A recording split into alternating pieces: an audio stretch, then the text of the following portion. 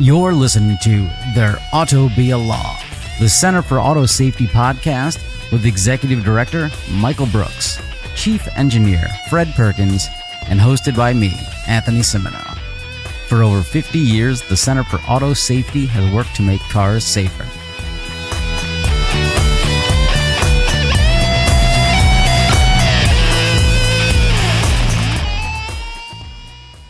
Hey listeners, this episode is a compilation of all of our Consumer Autonomous Vehicle Bill of Rights combined into one.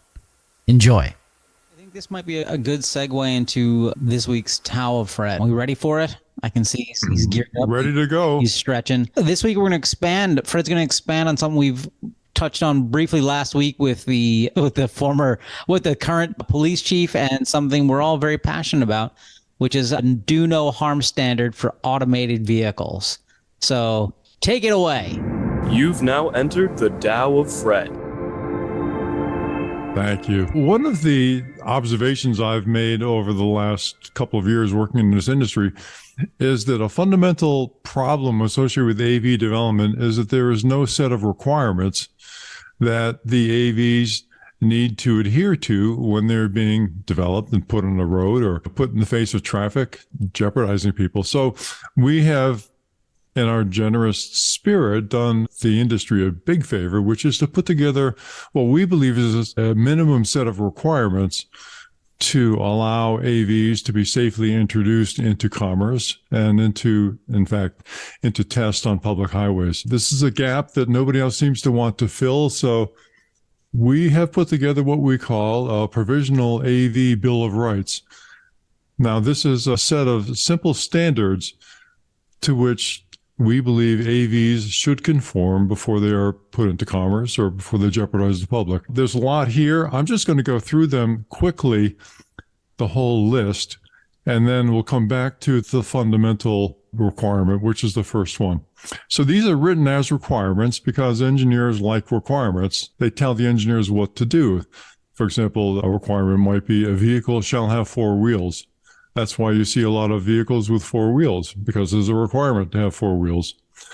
So this set of requirements is associated with AV-specific features, and we'll just go through them right now. The first one is AVs shall not increase the risk of injury or death inside or outside of an AV.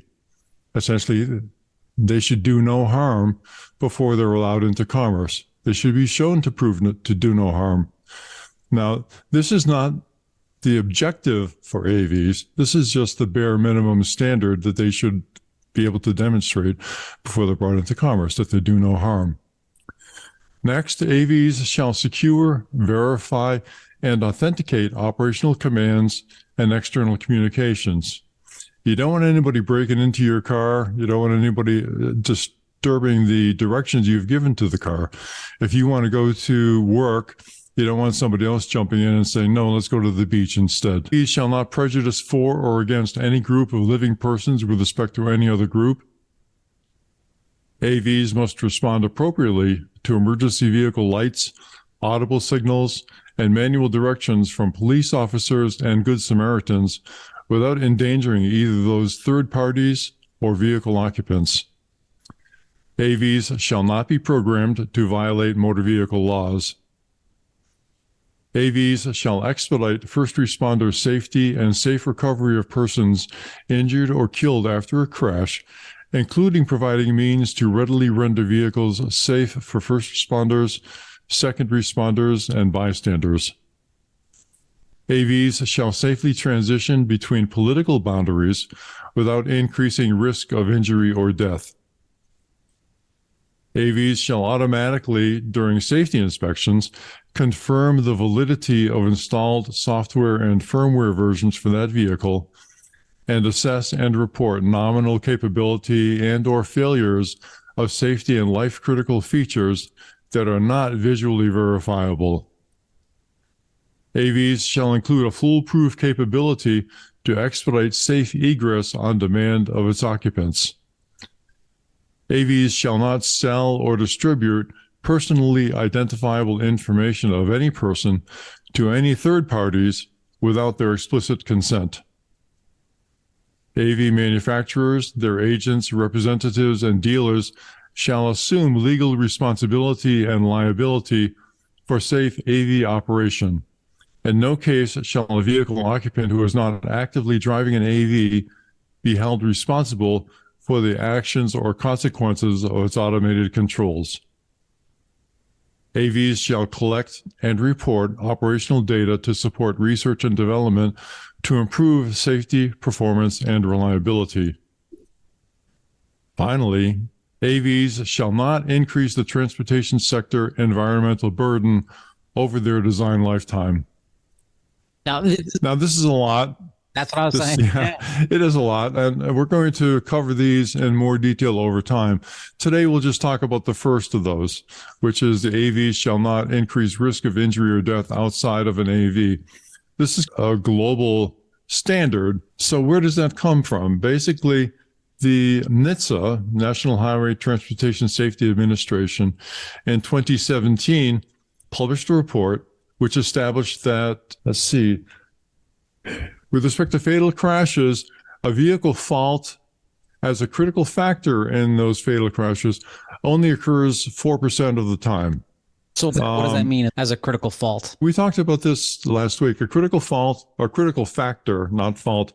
Critical factor is a contributing factor to a crash. It's not the cause of a crash, but it's a contributing factor. So it's not me, the driver swerving. It's something fundamental to the vehicle's design. And what NHTSA showed is that the critical factors associated with the actual vehicle itself and faults associated with the vehicle only happens once every 2.5 billion miles driven. Billion? So a billion, once in every 2.5 billion miles. So if you assume the vehicle is traveling at 35 miles per hour, that means that once every 70 million hours driven is associated with a vehicle critical fault that could be associated, or critical factor, again, that could be associated with a death. Now, that's for all causes from a vehicle. So you have to apportion that between the AV specific features like data processing, sensors, object event detection and response, all of these different factors that go into the overall AV operations. So I just assume for the moment, for talking purposes, that half of the allocation of that risk is associated with the AV specific components. And if you do that, you come up with a rough number of about 1 out of every 150 million hours of operation can be the minimum standard for the AV specific factors, critical factors in a fatal crash. Again, this is not the cause, but it does set a standard for understanding what the digital section performance has got to be for the vehicle in order to not degrade overall highway safety. So it's a number that we're helpfully supplying to the industry as the target for how their software and how their data processing system has got to work. Dear industry, you're welcome. But the second item on there is, and I'm going to paraphrase it and Fred's going to correct me in a second, but basically I think relating to kids is have it so the car doesn't respond to a child saying, I want to go to the beach right now. Let's turn around. Let's change the radio station to something else. Let's have this automated vehicle do something that it shouldn't be doing by a kid. I know that was a really bad explanation, Fred. I half read it. We love you, Anthony. You're coming along. We appreciate that. Hey, thanks. Yeah. So, Jeanette, what we've been doing is we came up with a set of performance-oriented requirements for AVs that we think is a void in the marketplace right now, because most of the discussion is dominated by boosters of the technology who really want to push it forward, regardless of whether or not it's ready, because they have investment objectives they have to meet. So we introduced these Bill of Rights with these individual requirements last week. We're going to talk about one this week, which is the second one, reading it verbatim. It's AVs shall secure, verify, and authenticate operational commands and external communications. So this is actually very important, because if you have an AV, it's operating, hopefully for the benefit of its passengers and the people around it, but it needs to be operated safely. There are attack surfaces that are available from a lot of viewpoints in the car that could interrupt the intended operation of the vehicle. As far as I know, there is nobody right now who is working to secure the communications in these respects. So going through that, you've got to, first of all, secure the communications so you can make sure that nobody is breaking into the chain of command or the operational commands of the vehicle and causing unintended and potentially disastrous consequences.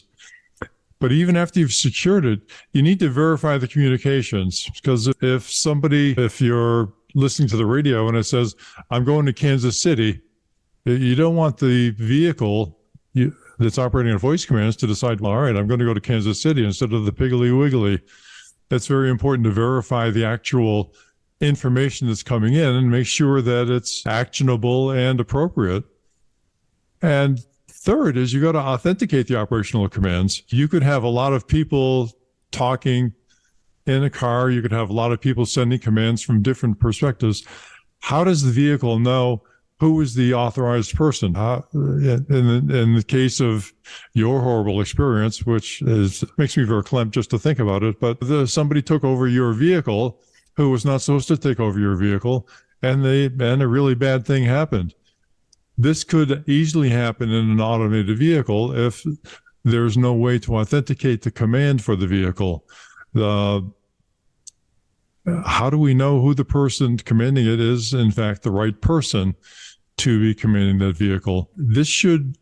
Authentication, security, and verification of the commands should operate on all of the external and the internal communications that the vehicle might have, whether that's a radio communication or somebody in the car making a verbal command or a kid touching the touch screen. That I know has happened in the past with Teslas, where a kid touched a touch screen, all of a sudden the car took off and started to go to that particular location. These are all hazards that are out there that need to be addressed, and we think that this is an important part of what an AV operating system has to include in order to be safe to be used on the highways. Particularly important for kids, if there are kids in a car, because you could have kids, somebody wants to go and take their AP English final where somebody else wants to go to the beach. And if everybody's screaming into the microphone, how does the car know which way to go? If you haven't authenticated the command, if you don't know which command to listen to.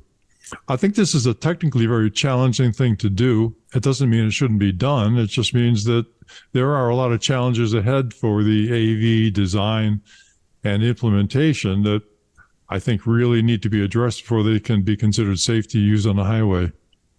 Fred, isn't it really important too here, not just from the perspective of humans in the car talking and giving orders, but the command and control structure of a vehicle needs to also prevent Vladimir Putin's friends from taking over vehicles in America. It's broader than just, say, a verbal command and control structure. We need to keep out bad actors from a cybersecurity perspective. Oh, absolutely. And in fact, we do articulate that it needs to secure and verify the commands that are coming in.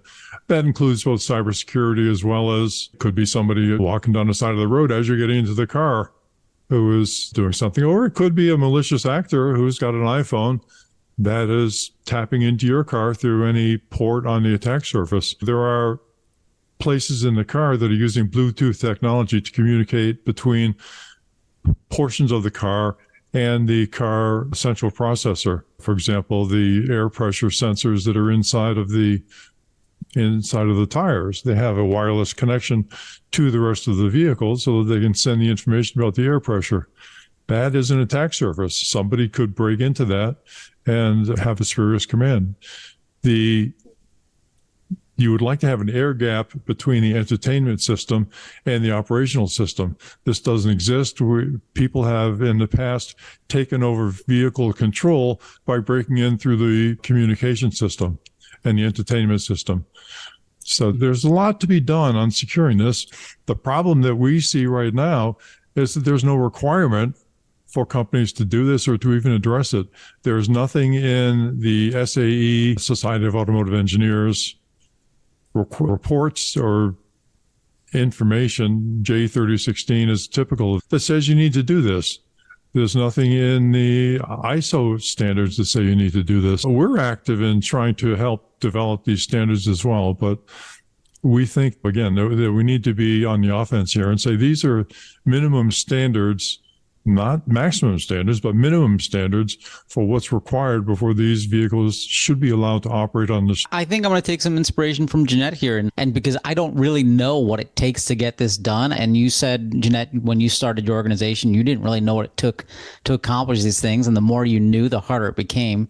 So I'll just go in there from a very naive perspective and push all this stuff through in 4 years. Isn't that how things work? Everyone's just canceled and closed out of this chat. Well, we have to start somewhere. We don't know where it's going to end, but we think we've got to start here. I love this with the AV stuff. I think from a parent's point of view, this is just the perfect way to keep kids quiet. You shut up! The car will not take us to Friendly's now. Because, yeah. We're going back to the AV Bill of Rights, and the third article in that is AVs shall not prejudice for or against any group of living persons with respect to any other group. This has a few different aspects to it. But first is that we've all heard how AVs are going to make it possible for people with any kind of a mobility challenge to get around, right? You're going to put your 3-year-old in it to go to her violin lesson across town, and everything's going to be fine. People who are in wheelchairs will be able to use these. People who have difficulties driving, no problem for them because they'll be able to just get in and tell the car where to go and everything will be fine. Okay, let's take these claims at face value and make sure that the AVs, in fact, do not discriminate against persons with physical or mental disabilities that might otherwise restrict their ability to travel. There's another aspect to this too, though, that the logic in the vehicles could potentially prejudice one group of people against another. So how would this work? Let's say that you've got an AV that is designed for traveling in an urban environment, and you've designed it somehow so that it works perfectly well for almost everybody, but it works really poorly for somebody else. For example, in any emergency situation, it looks for a blonde-haired child and heads towards that blonde-haired child rather than heading towards a large group of people or people with indeterminate hair color. That would not be acceptable, even though the overall safety profile of the vehicle might be an enhancement compared to a conventional vehicle in that same environment. So these should not be allowed to prejudice any one group against any other group, even if it results in an overall reduction in the hazard associated with the vehicle. Does that make any sense? Is that clear? It was very specific against blonde-haired children, but I think in what we've seen a lot with AI systems and whatnot is they have a racial prejudice problem now, whereas they have a tough time identifying black skin or darker skinned people. So this would be the similar type of thing that the AVs have to be able to recognize this is a human versus not a human, and humans come in all shapes, colors, and sizes. And you want to design a system to aim for blonde-haired children. But specifically, you should not be able to the hazard to any one group of people by reducing the hazard to any other group of people. Got it. And I use blonde-haired children just to make sure that everybody was outraged by the whole idea that might be a problem. Blonde-haired children. Oh, sorry. It was just a moment. AVs should not discriminate between acceptable users on the basis of their ethnicity, race, sex, age, or national origin. So if there's an AV taxi, right, roaming the streets of New York City looking for passengers, it should not be allowed to determine which passengers it will pick up based upon any observable characteristic of those passengers. It should be open to everybody. Unlike current cab drivers in New York City. As they're required to do. And my understanding is that is not a perfect system, and it will occasionally happen that prejudices do creep in, but AVs should be designed to not let any prejudices creep in. And a corollary to that is that the optical identification of humans as users or vulnerable road users may not provide different results based on skin color, height, weight, or any other observable characteristics. So somebody in a crosswalk should not be put at comparative risk relative to everybody else just because of how they look or what their characteristics are. And finally, the final point I've got here is that AVs must assure safe ingress and egress of passengers, people getting in and out of the car, without regard to their ability or disability. So let's say that somebody has a mobility problem, they're trying to get into the AV, but the AV has a time limit on how long the door can stay open because they've got profit incentives. They've got places to go and people to meet, right? It should not be allowed, must not be allowed to prejudice the safety of any person because they're trying to get in or out of the car safely. And similarly, they should, in fact, make sure that everybody who is using the vehicle within reason is able to stop the vehicle on demand for any reason and safely egress the car, safely get out of the car. There can be lots and lots of reasons why somebody might want to do that. They see the vehicle getting into a hazardous situation. There's a fire down the road. Trees are on fire. They don't want to go there. It's got to be really clear and really evident and really easy for somebody to say, stop, I want to get out, and have the vehicle respond appropriately so that they can, in fact, get out safely. What does safely mean? That's open to a lot of interpretation. But again, somebody with authority should define what it means to get out of a car safely. I will take that authority on. You don't drop a 3-year-old on the edge of an interstate highway. You don't stop at the top of a bridge that has no breakdown lane and tell people, okay, this is where you go. This is perhaps a subtle but a very important issue associated with the AVs. How do you assure the agency of the people who have not been trained extensively in using this vehicle? How do you enable the agency of these people to stay safe and to not suffer from false imprisonment by a car that is not properly configured? This last point is great because it makes me think of airlines, whereas the passengers aren't trained to deal with emergency landings and whatnot, but everyone knows, hey, find where your exit lane is and what have you. And they test systems to make sure everyone can get out of the plane within 90 seconds. But Right. You also have trained staff on board ensuring and helping guide people. So what you're saying here with the must be able to safe ingress and egress, is this for an AV taxi service? Because that I can understand. And I think that makes a very cool argument for some designs. Because if I'm in a wheelchair, for example, these things would have to have some sort of ramp or lift gate for me to get in and out of easily. But what if I'm buying the new company X, Y, and Z, a super AV at home? Would you require those to have that type of service too? I think so. The AV shouldn't prejudice against, we'll say, blind people, right? Sure. You'd say the obvious thing to do is have a big red stop button somewhere in the car, and any idiot can smash the stop button. Maybe you can't see it. Maybe everybody would say you need to have a push button on the floor that you can just stamp on, and that'll get people out of the car in a hurry. That's great, unless you happen to have no use of your legs and you're in a wheelchair. So I think this issue requires some careful thought about how to implement it and how extensively to implement it. Certainly in the case of rideshare, yeah, you'd want that. What do they do in Zoox? I've got no idea. Wouldn't it? It'd be interesting to know. But there is no FMVS requirement for on-demand emergency egress. I think there should be. Yeah, because the first part of this, where we're talking about not discriminating against people on the outside, so that's the external-facing cameras and sensors being able to identify humans in every different shape, form, color, posture, clothing, and whatnot. And I think that's one technical issue, which is probably more software and hardware. Whereas this last one is almost a fundamental redesign in some sense of how cars are designed. I think it's really interesting. And I think, yeah, making it so anybody can easily get in and out of the car is great. I know manufacturers will hate that, but yeah, and I think there's going to be more of a dedicated system for people who have particular disabilities. I don't know if it makes sense to design every AV in America if we're intending them to be deployed for private use, particularly in that way from an efficiency standpoint. But what we do want to guarantee is that I don't think that AVs are going to be privately owned by anyone for an incredibly long time. I won't be around. So I'll just go ahead and say that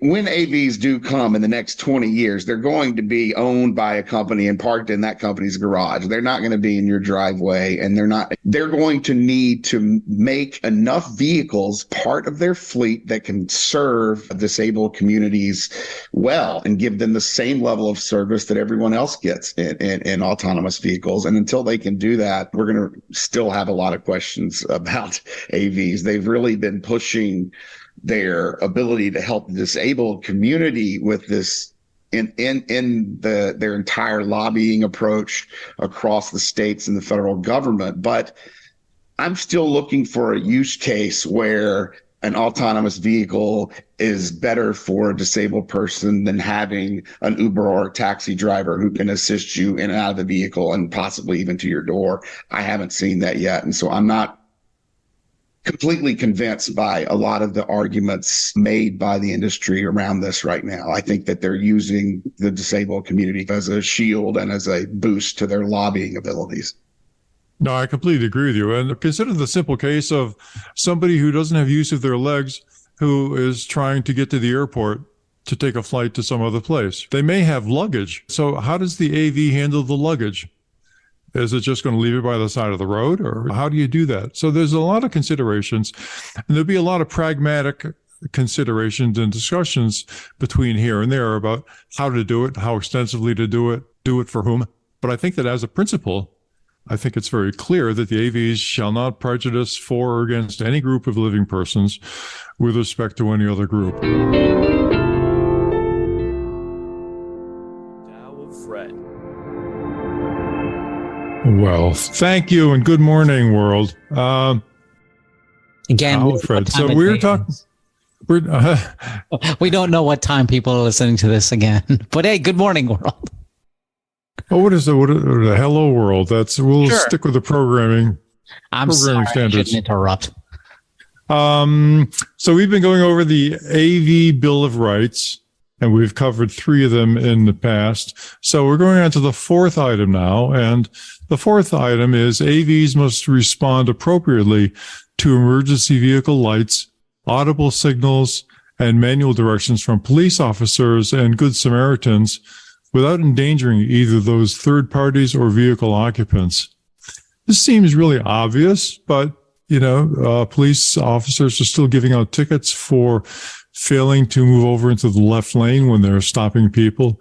There are a lot of restrictions, and they're all dynamic restrictions about motorist response to a stopped emergency vehicle. This is a very difficult thing to program in because you can't pre-locate or you can't geofence where the emergency action is going to be. You certainly cannot geofence where Good Samaritan might wave their arms or wave a flashlight in front of you to say, don't go down here because the bridge is washed out. And we've all encountered this in our routine driving. It happens when somebody's got a car that's broken down or disabled, or for a lot of other reasons. So AVs have simply got to do that. They've got to respect and adhere to motor vehicle laws concerning operations with or near law enforcement personnel and other first responders in the vicinity of or near the planned trajectory of the AVs. So, right, it's where the AV is now and where the AV is pointed to be going in the future. So there's a lot to this. It's both the current location and the projected location. There can be a lot of inputs about where this police action is, including the conspicuous lights that some vehicles seem to run toward, sound, sirens, just the shape and contour of the vehicles that are involved. These have all got to be built into the AV logic so that there's no conflict between them. And importantly, they've got to respond appropriately if some human being is in the road trying to get attention and get people to slow down or avoid a hazard that's in the road. A lot of these are they're probably all unplanned, but many of them are unreported and would be unknown to an AV if it's basing its trajectory on a map that's located in its memory or some other input that's not responsive and concurrently with the development of emergency situations. Surprisingly, there's no standard that requires this. And this goes beyond just conformance to traffic laws because, as we said, a lot of these things will happen perfectly legally, but unusually in unusual circumstances. So this is a difficult one, but this is something that has been underrepresented in the logic that we've seen on the road so far, a very important parameter for the future.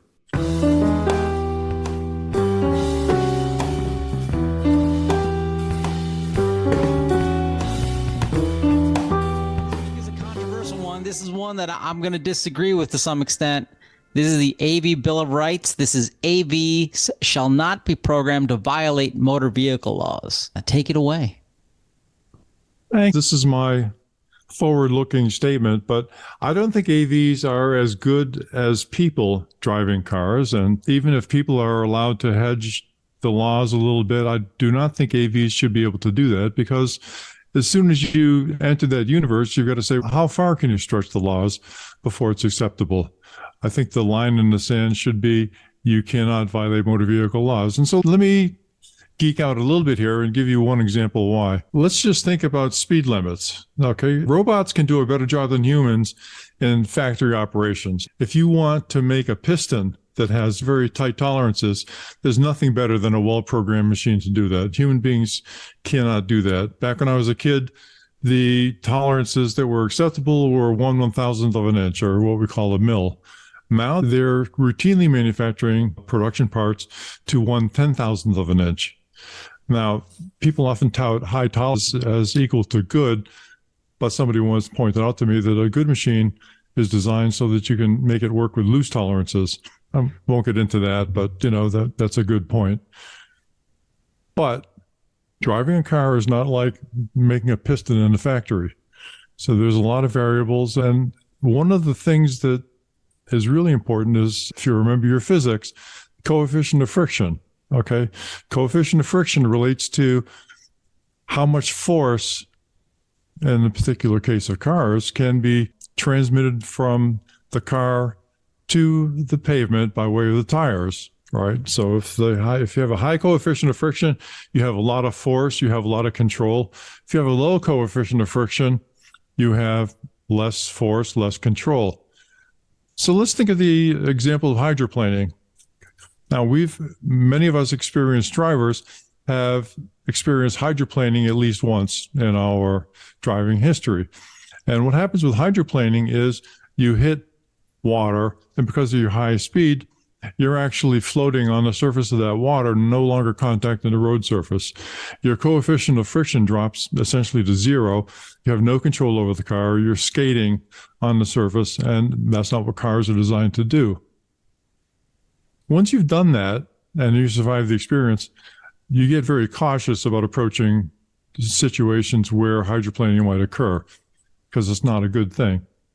But how do you do that? Okay, how does a human being do that? You look at the cars driving ahead of you. If they seem to be unstable, then that gives you a reason to tap the brakes, right? Slow down a little bit. You consider the weather. You consider the road condition. Is it a gravel road? Is it a pavement? Is it got ruts in it? Is it a muddy surface? All of these things affect the likelihood of your vehicle encountering a hydroplaning situation. Very complicated. Nobody's ever demonstrated that AVs are better than human beings at anticipating what might be a situation that causes your coefficient of friction to slip down to a very low and unsafe number. Speed limits for roads are based in part on the expectation by the designers that you have a reasonable coefficient of friction between you and, or your tires have a reasonable coefficient of friction, right, which gives you adequate control of the car. You'll often see signs in flood conditions that say slow down, deep water, or whatever.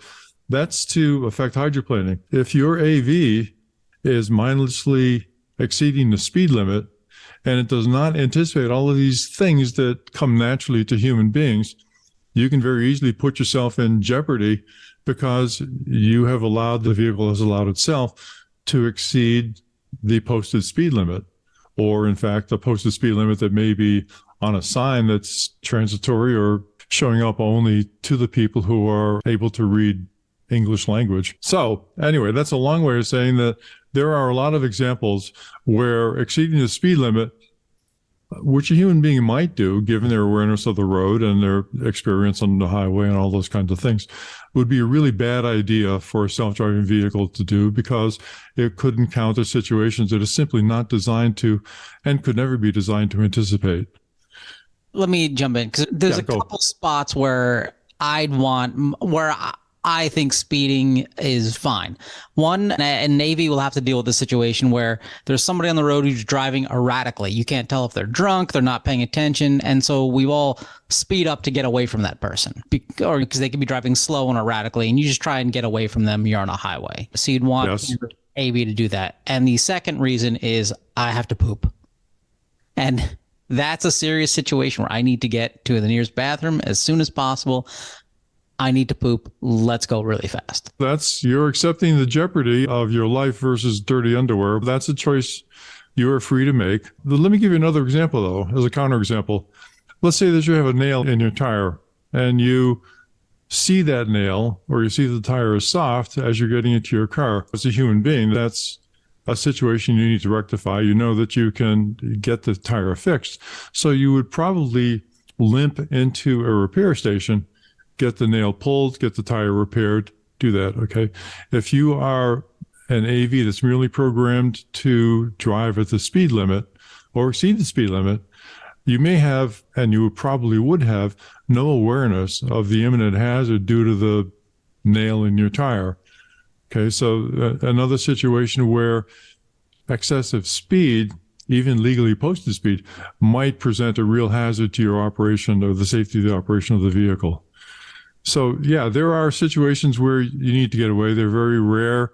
I would suggest, though, that often tapping the brakes is another way of getting away from erratic drivers. You can slow down and generate distance too. I know you're from New York. I won't get into all of that stuff about New York Minute. But one approach is to speed up to get past it. Another approach is to slow down and let the hazard move away from you. But sometimes they slow down. Choice. But you also got to keep in mind, I'm living in the future, so a nail in my tire, they're airless. I'm good. Well, in the future, everything will be better. We've talked about that. Okay, but seriously, so you have a whole section on there making sure they recognize and respond safely to signals, lights, railroad crossings, because we've seen issues with that with current AVs where they fail at them. And we do know that Tesla, again, one of our favorite hope-to-be sponsors, we're still waiting for the check, thank you very much, did in fact program their vehicles on full self-driving to roll through stop signs without stopping. They were called on that by NHTSA, and they apparently have since changed that so that you can no longer roll through stop signs. But there's an incremental process where you put the boundaries, you push against the boundaries yield, you push a little harder. What is that theory called? The broken window theory, the broken window principle. I think that applies as much to the software developers for AVs as it does to any other human being. I think some red lines should not be crossed, and my opinion is that AVs shall not be programmed to violate motor vehicle laws. They should conform to the laws, as should everybody else. And I wonder, particularly speeding laws in this case, because for every mile per hour you're going over the speed limit, isn't there a corresponding loss of ability to respond quickly enough in a crash situation or something like that? Oh, absolutely. Sure. Margins go down, the forces go up, energy goes up, all of those things happen. But 85% of people are better than average drivers. So 85% of people are going to exceed the speed limit perfectly safely. Exactly. And going back to basic physics, the faster I go, the closer I get to approaching the speed of light, in which I can become infinite and everywhere. Infinite Anthony. There we go. Great. I think AV manufacturers need to have not a WTF button. They need a I have to poop button, and that will guide you to the nearest toilet. But hey, that's maybe... We're getting a lot of insight into Anthony's, what goes on in his head when he's in the car. Take it easy on the coffee before you get in the car, Anthony. I think that'll help a lot.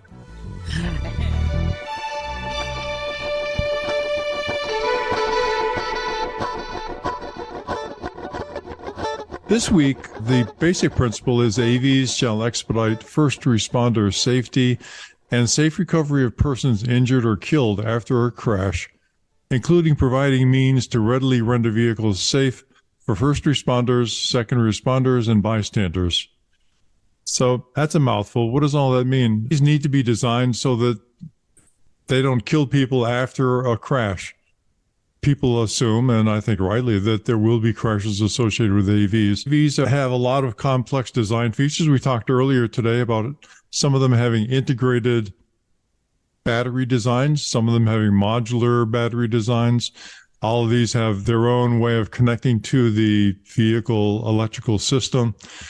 All of these have to be somehow effectively disabled or neutralized in order to make the post-crash vehicle safe to work around. And in a crash, there are typically a lot of emergency personnel in the vicinity of the crash. There are police officers, there are firefighters, there are probably EMS frequently around them. And all these people need to be protected.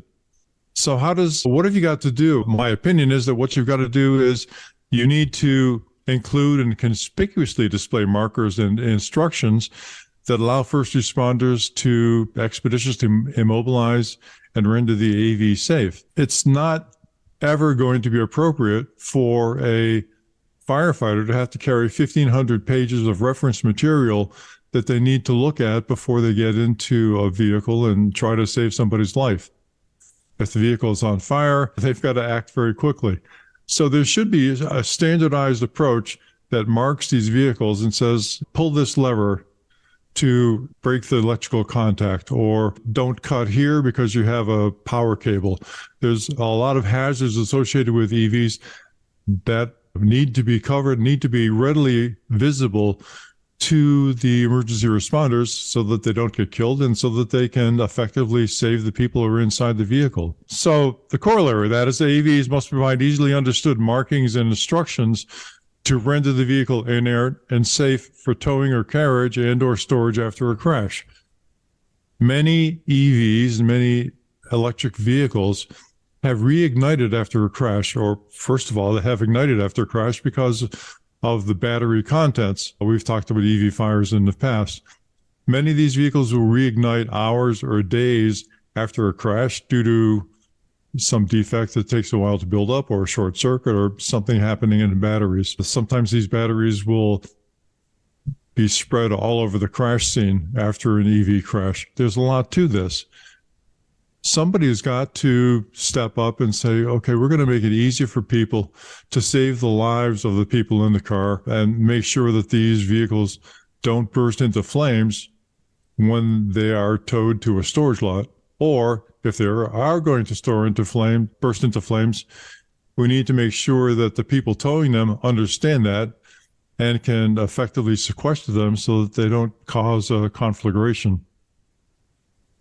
So AVs must also be designed to protect the first responders, the injured persons, and the bystanders against unintended vehicle operation or emission of toxic products after a crash.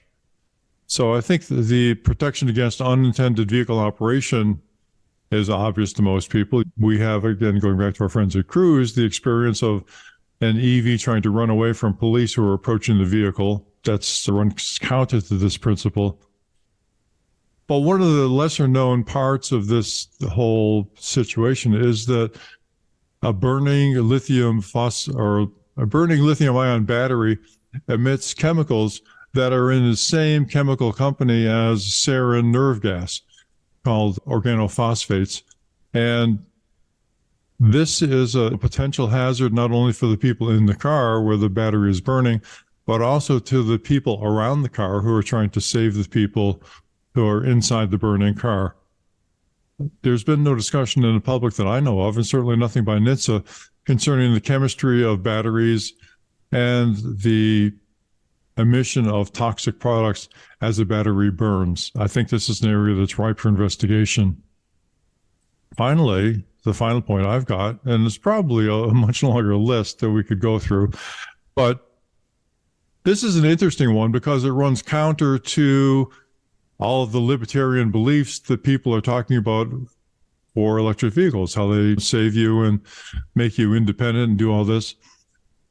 But AVs have to include a mechanism for remote emergency disablement by law enforcement. If you've got an AV that's running down a highway at excessive speed, or there's an emergency, the operator or the occupant of the AV is having a medical emergency, but the AV just wants to keep on driving or whatever, law enforcement has to have some way of stopping the vehicle. Right now, their only option is to physically put a barrier in front of the vehicle that the EV is going to crash into. There's got to be a better approach.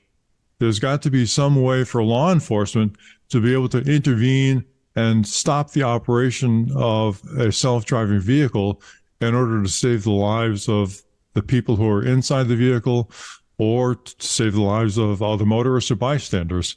Remember, there's a lot of energy in these things. They're like hand grenades walking around with the pin pulled. I think the question needs to be asked is, how is law enforcement going to enforce the law where you have a machine operating this massive, dangerous vehicle rather than a human being that you can alert and ask to stop the car? What happens when the police stops the car? The lights go on, the siren comes on. There's a lot of ways of contacting the driver. Is the EV going to respond somehow to the flashing blue lights or the officer or the loudspeaker on top of the officer's car? I think this is a huge sleeper issue that really needs to be addressed. How is law enforcement going to do its job? Even going beyond that a little bit, how is law enforcement going to verify that the hidden safety critical factors inside the control system of the vehicle are all operating properly? Whether this is part of a safety inspection or a spot inspection of a highway semi-tractor trailer, right? Police will stop tractor trailers and they'll do a safety inspection. They'll look at the tires, they'll look at the records, they'll look at how long the driver's been driving, the logbook, all those things. How is law enforcement going to look at the status of the safety systems in an EV when a lot of those safety critical features are hidden and not visible, not visually inspectable? Another that I think demands a lot of attention. That's a bit of a speech. What do you think? I think AVs are great because you have one less person in the car, one less person to save. Passengers, jetpacks. All of them have jetpacks on. That's how they get out. In your role as CEO of Cruise, what is the applicable quote that we can come to? I closed the article. Just having it open was making me dumber. The applicable quote was, look, cops don't pull over AVs. Why would they do it, man? Yeah, they drive perfect. Cops will never touch them. They don't need to pull them over. And that GM Cruise that was driving away from the police, cop was wrong. In fact, the cops will be riding in AVs. Exactly. Yeah. I just want to go cough for a while. Hey, welcome to the Tao of Fred. This week, back to the Consumer AV Bill of Rights, number 7. Number 7, AVs shall safely transition between political boundaries without increasing the risk of injury or death. Excuse me. So right now, there are no national regulations. Every AV regulation comes either from a state or a city or some municipality.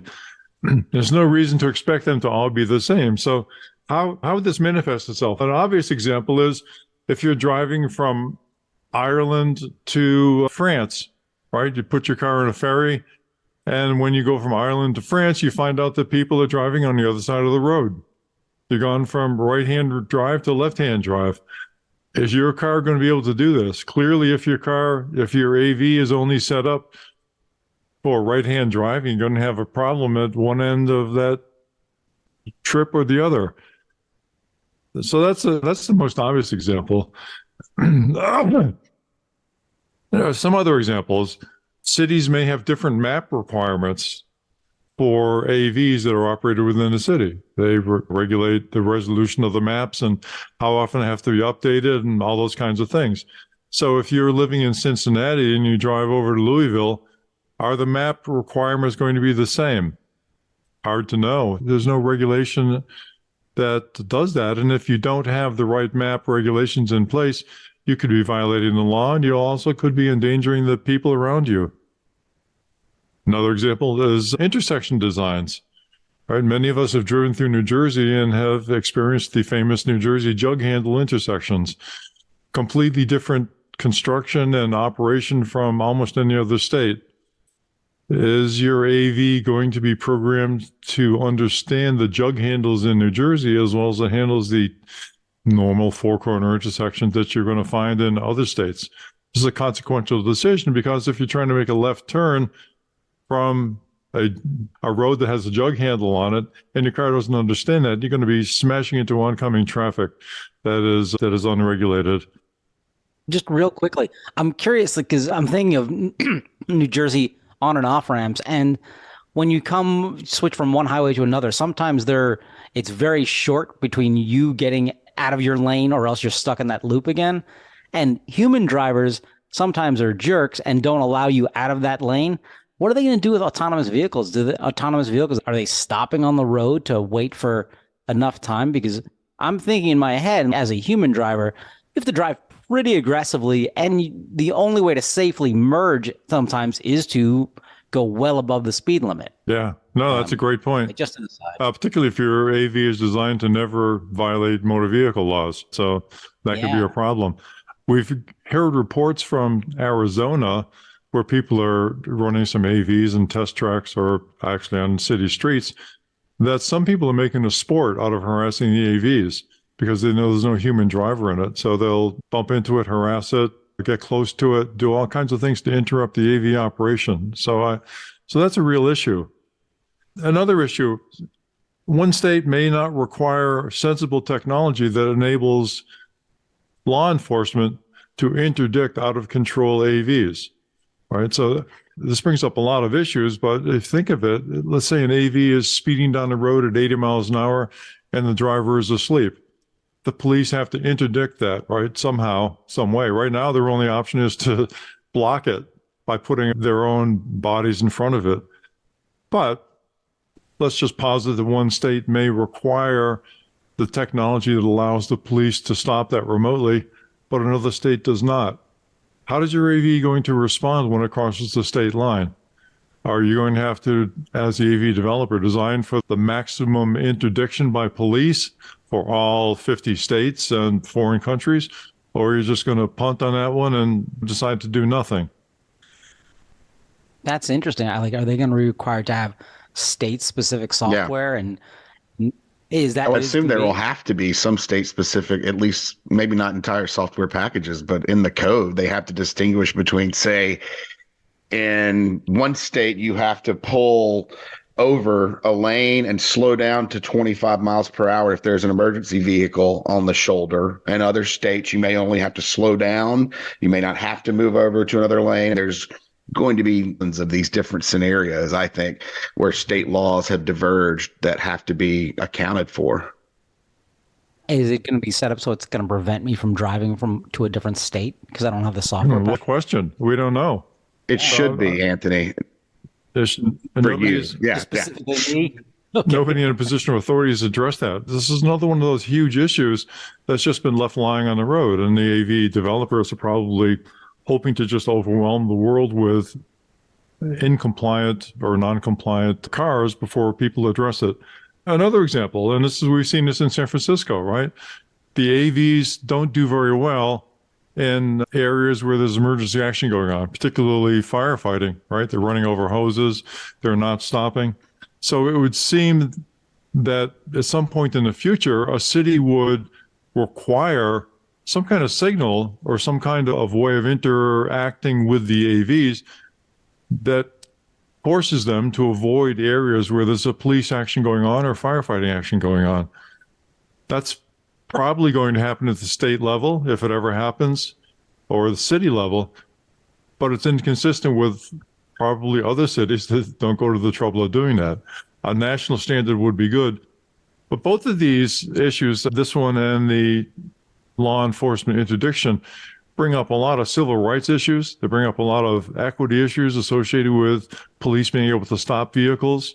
If the police can stop a vehicle without any interaction from or awareness of the people inside the vehicle, is that probable cause? How does that work? It's an interesting situation.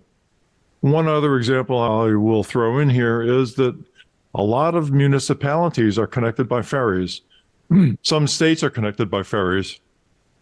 So if you want to cross that political boundary, you also must address the physical limitations and the safety limitations of the ferry or the bridge that are joining those two municipalities. There's no reason to expect them to be different, and you may have to have special behavior when you cross the boundary between those two. For example, if you're going to get on a ferry, it's not easy to do. You've got a lot of hand signals. People tell you where to come, what to do, where to park the car, get out of the car, all these kinds of things. It's a very complex operation. People do it pretty well. People respond to the hand signals. For an AV, this is going to be a huge challenge. It's just not right for the companies to leave all these issues lying on the roadside as they push these vehicles out for people to become familiar with them. The companies themselves should get behind the idea of legislation that protects people as well as they're trying to protect their own markets for the AV development, my opinion. End of rant. Back to you.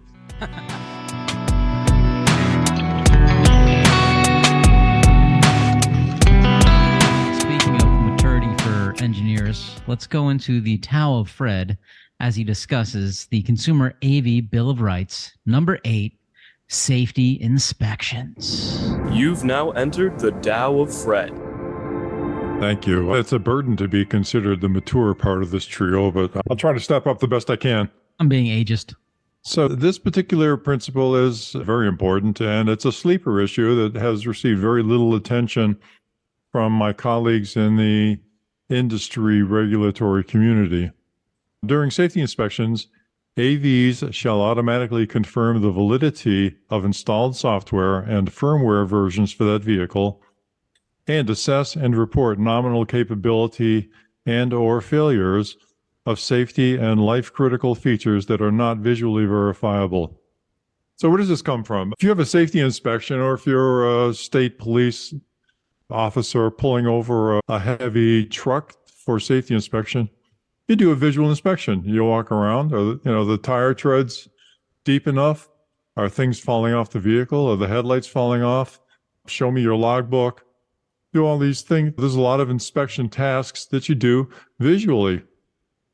In AVs, there are at least hundreds and perhaps thousands of safety functions that are built into the automatic system that you cannot visualize and that you cannot inspect visually.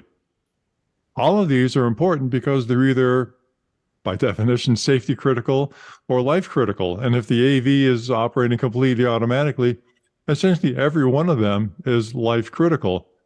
Couple examples: the distance between your car and the car ahead that is being used by the adaptive control system, the rate at which your vehicle turns to get into the center of the lane if you have a lane keeping system put on, the validity of the information coming in from the cameras that's going into the system to determine whether or not an anti-swerve maneuver can be done safely.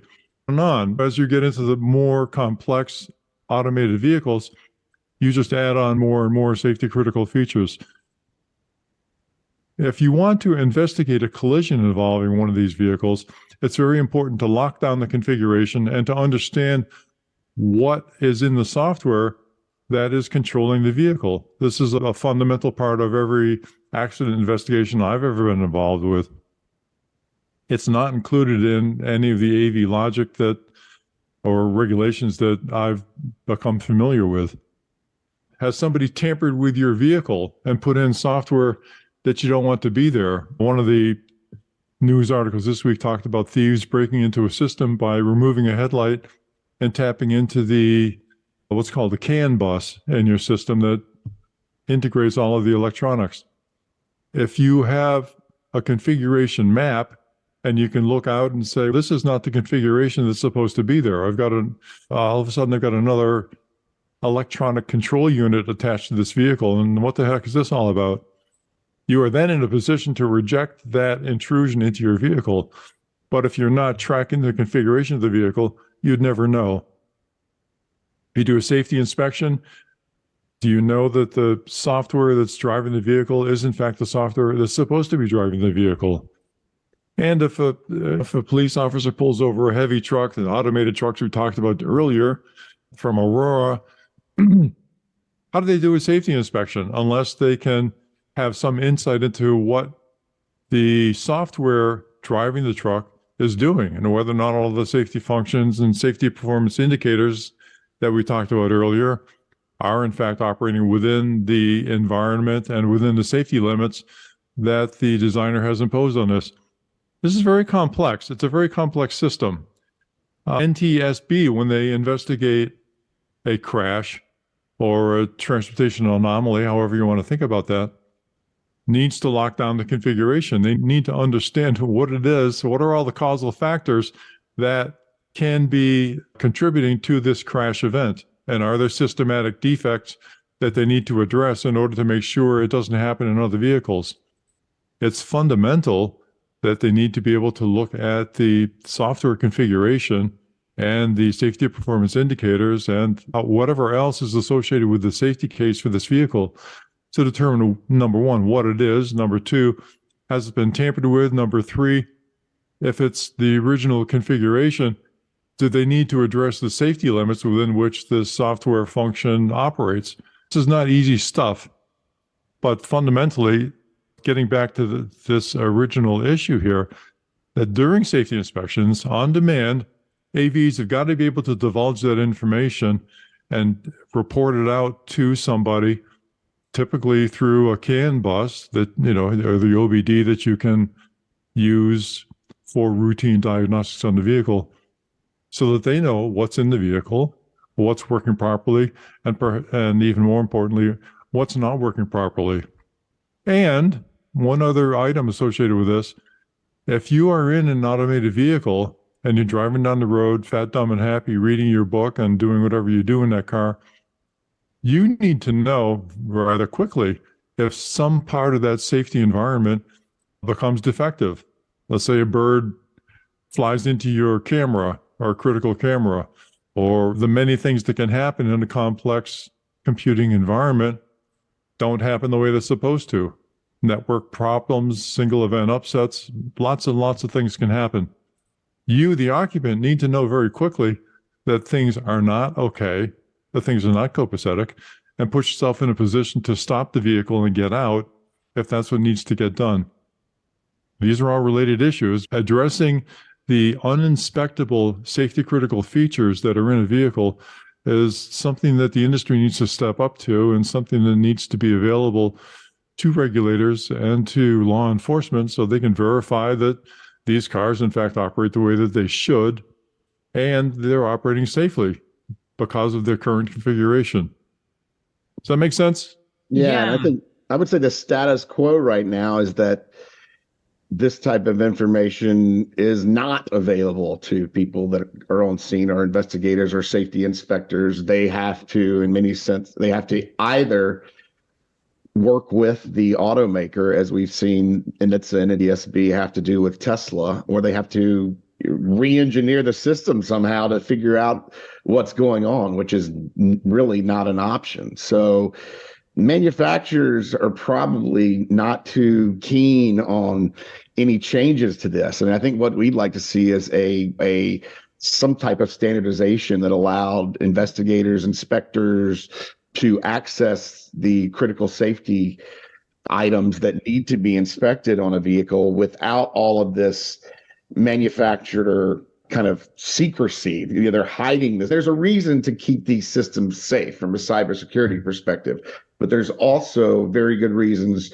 to allow interested parties, owner and inspectors, access to the vehicle data and access to other parts of the vehicle systems to make sure that ensure continued safety through the life of the vehicle, ownership changes, and other things. Privacy and the need to get in and understand the configuration are not exclusive. You can do both. You don't need to do one or the other. So it's important to recognize that. And the other complicating issue here is that a lot of the manufacturers now are moving to over-the-air updates for software. Every time you change the software configuration, you become a different computing environment. There's no way right now to verify that every vehicle has, in fact, included the software updates so that what previously could have been tracked using the vehicle identification number probably is no longer a means to do that. If there were only one software configuration associated with every vehicle identification number, that would be great. You could look up the VIN and you'd have the information that you need to determine what the software active in the vehicle is. But that's not the case anymore, right? So the software can change daily. These guys at Cruise said they pushed out a new software configuration 48 hours after they ran it to the bus. Good for them. And we've seen Tesla do it in shorter time spans. Oh, yeah, especially when threatened by Consumer Reports downgrading of their vehicles. Yes. They can move very quickly. Question is, how extensive is this update? And how do you associate that update with the vehicle identification number that the police officer is going to write down at the scene of the crash?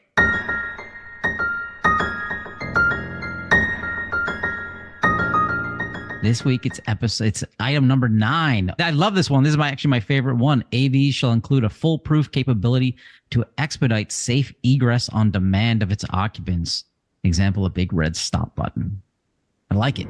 You've now entered the Tao of Fred. Thank you. Marcy, I don't know how familiar you are with what we're doing here, but we're trying to put together a consumer-oriented set of minimum requirements that need to be implemented by manufacturers in order to make the AVs acceptable to consumers. And we developed a list of these, and I don't know if full self-driving, not just like level 2. Fully self-driving, right? It's a brave new world. And what we've discovered, and I'm sure what you know, is that a lot of the discussion is completely reactive. A manufacturer will propose something, they'll say, we're going to put it on the highways, and a lot of people react to that and say, no, because of this and no, because of that. There is no set of standards that industry has adopted or the government has adopted that says, this is what you really need to do. And so we're trying to fill that void with this AV Consumer Bill of Rights. So today we're talking about, as Anthony just said, including a foolproof capability to expedite safe egress. So why is that needed? Number one, we don't ever want a consumer to be in a position of being held captive by AV logic when they want to get out of the car. There's a lot of reasons why somebody needs to get out of a car that go far beyond what we can imagine right now. Emergency situation, somebody threatening the vehicle, bad weather, who knows what. There's probably a lot of reasons why a human judgment needs to be superior to the machine judgment about when and where to let the passengers out of the car. So we believe that before they're introduced into commerce, the AVs have got to provide a means for untrained occupants to obviously initiate expedited safe vehicle stop and occupant egress.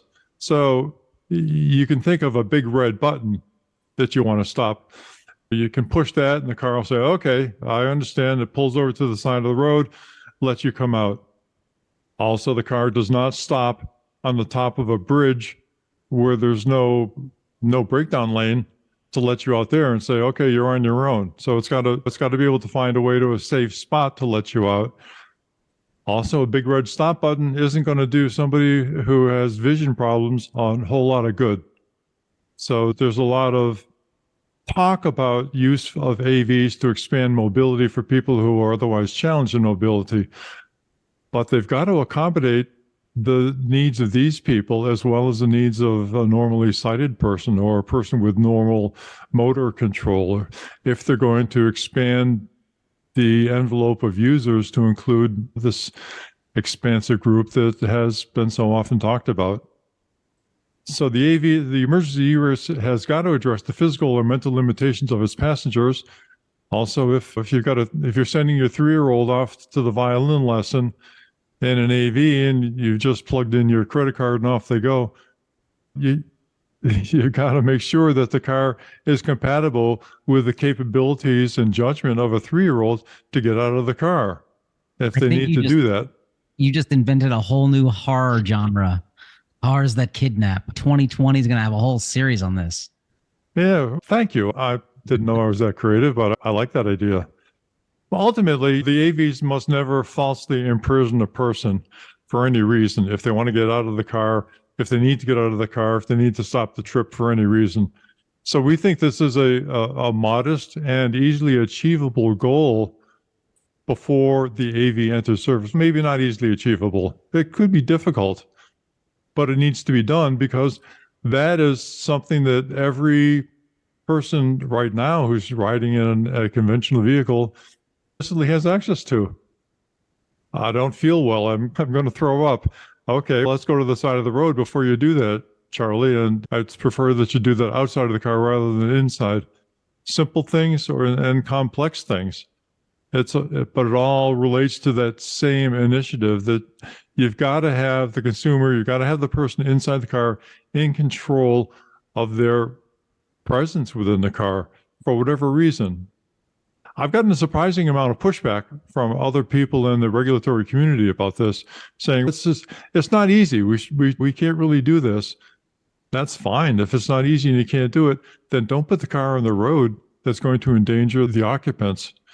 Wait, they're saying that's not the easy part, whereas a fully autonomous vehicle, that's the easier part? Sure. People bring up the people. No. People say, well, you can't do that because you might be going over a bridge at 60 miles an hour, and there's a truck passing you, and it's raining, and there's no breakdown lane, and so you can't have somebody just stop the car and get out. Well, that's true. That makes it difficult, right? You need to put enough judgment and enough capability into the car so it can sense those extreme circumstances and yet still assure the safety of the people who are in the car.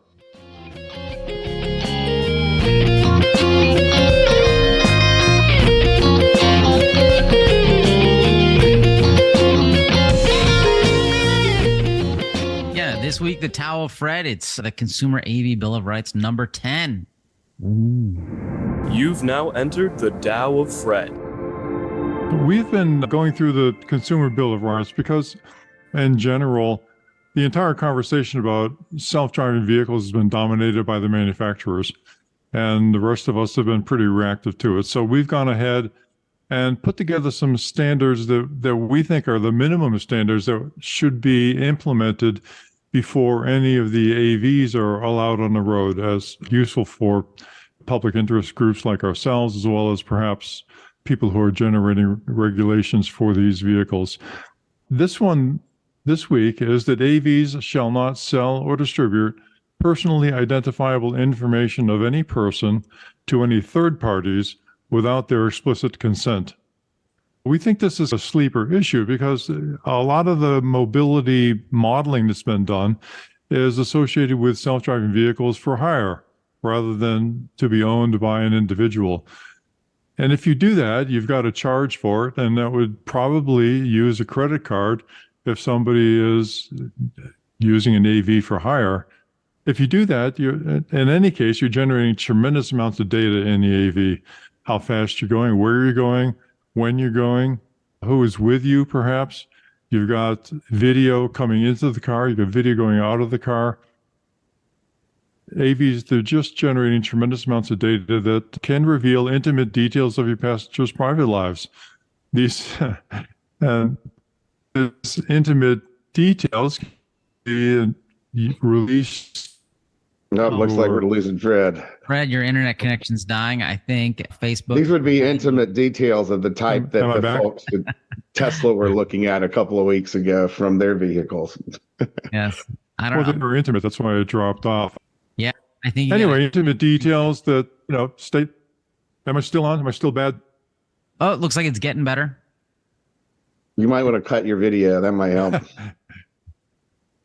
Yeah, I can do that, but then you wouldn't be able to see me. But it's okay. Anthony's already going to edit all of this out. What?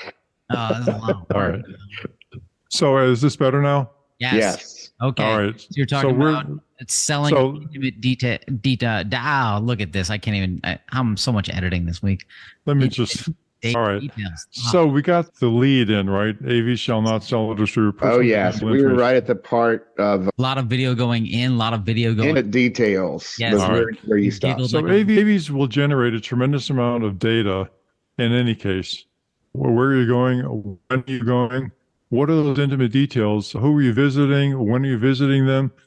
A lot of information that could be useful to people who are trying to do harm to you. This may be involved in litigation. It could be discoverable. It's important that, as a minimum, the AVs don't provide that information to people who are not authorized to get it.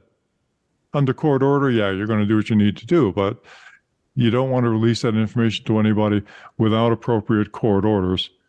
All of this information could be associated with you if you're using AVs for hire, because you're probably going to use a credit card, which is traceable to you, to pay for the service. So it's important that this information is very carefully controlled. There are no current standards for AVs that document or even suggest how this information should be controlled. And there are a lot of people, a lot of OEMs that are looking at this information as a possible source of revenue. In our opinion, the scope of the third-party distribution prohibition has got to include not only the authorized user of the vehicle, but also whoever is paying for the trip and the people who are otherwise in the car, additional passengers, and also the people who are around the car. This facial recognition could do a lot about associating this car with other people or places or you or your passengers.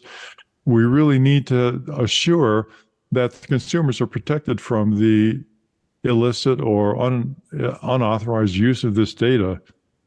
So I think there's two sides of that too, Fred. It's not just in how you design the vehicles and how they're capturing what goes on in the car, how they're transmitting it, but when you get into a rideshare vehicle now, and I'm sure this isn't going to change a whole lot if these things take over our roads, you're signing an agreement of some sort. And it's not an agreement that you get to go into and edit to suit you. It's a contract of adhesion, basically, where you're signing off whatever's in there. And in there, you're probably going to be signing off some of the use of personal information they can use to market. We know how much companies and auto companies, particularly these days, want your data and want to be able to use it. But you're also signing off on things like binding arbitration. And you're basically signing a contract that says that if something happens while you're in that AV, you're not going to be able to take them to court.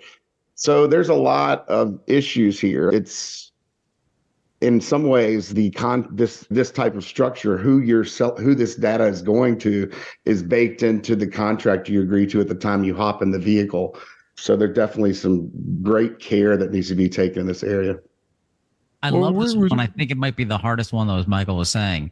It's not as my favorite as we covered last week in episode with the number 9 with the big red button. But this is, I don't know how do we do this, because call up that vehicle, it's on my phone, and there's some long agreement. You just click agree, and then the next thing you know, I'm on some Scandinavian website that people have a fetish of watching me driving a car.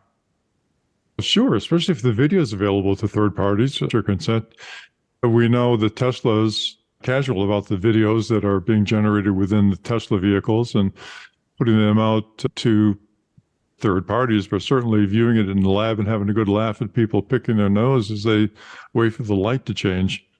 Anyway, this is all subsumed under this basic heading of control of the information, and that the person who is generating the information needs to be in control of the distribution of that information as well.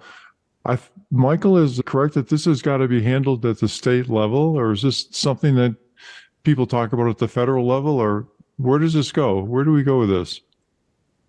It's being discussed on a lot of levels at this point. I think it comes up a lot in some of the right to repair laws that we've seen passed in Massachusetts, and some there's a federal right to repair bill on the way.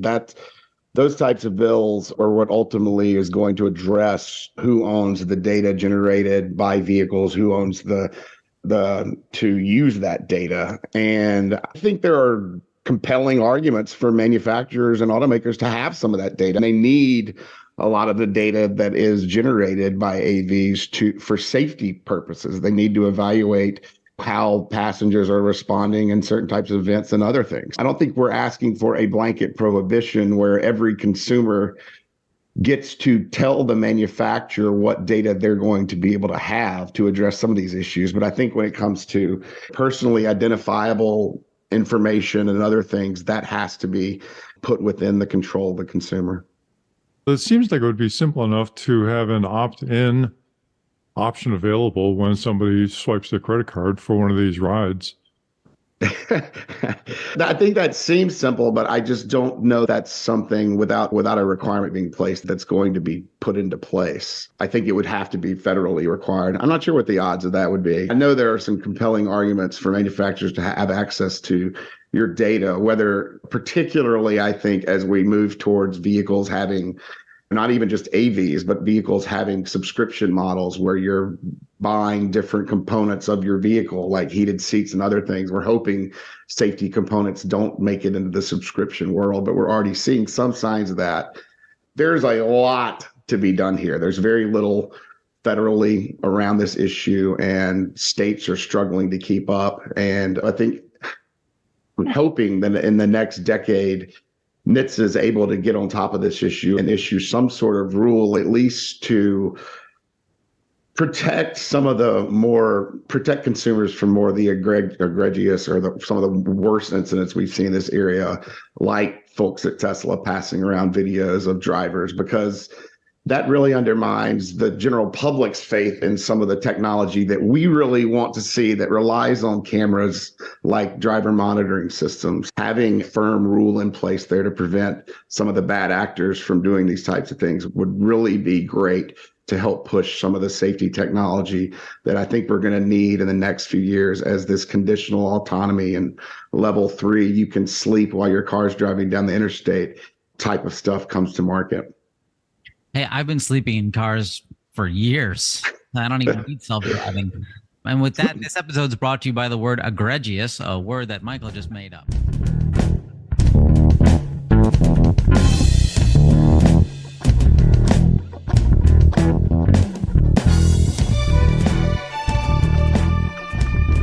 Here we are. I don't know why I said it that way, because here's the sound.